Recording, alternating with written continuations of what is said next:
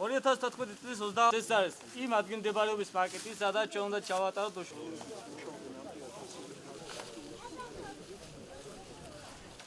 სამხრეთ დასავლეთ ნაწილი. გავიგეთ საგები. რაც შეიძლება სწრაფად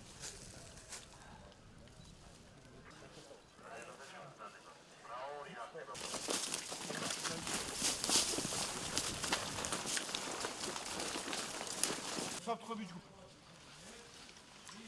ესე იგი, პირველ ფაზაში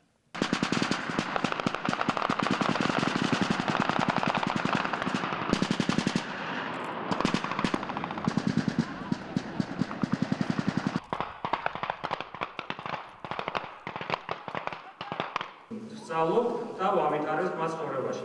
მე ამ ცენტრში ვსწავლობდი, იმიტომ რომ ჩემი კარიერაში დღეს სერჟანტთა მომზადების ცენტრი გახდა 11 წლის.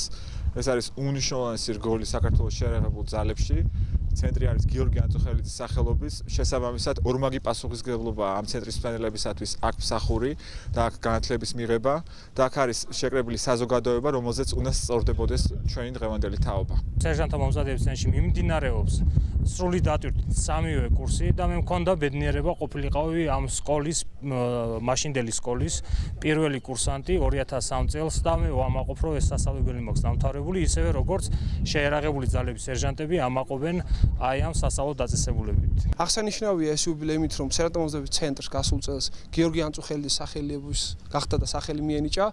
ასევე აღსანიშნავია რომ ახალი შენობა შევიდა ექსპლუატაციაში და ეს 11 წელი კარგი თარიღია და ნაბიჯი წინ სვლისთვის, იმიტომ რომ ძალიან ბევრი შენობის რემონტი იგეგმება, ინფრასტრუქტურის გარემონტება იგეგმება, პარტნიორობა გერმანულ მხარესთან, რომელიც გვაქვს, გაზდა იგეგმება, ასევე ამერიკელ მხარესთან მუშაობთ ძალიან აქტიურად.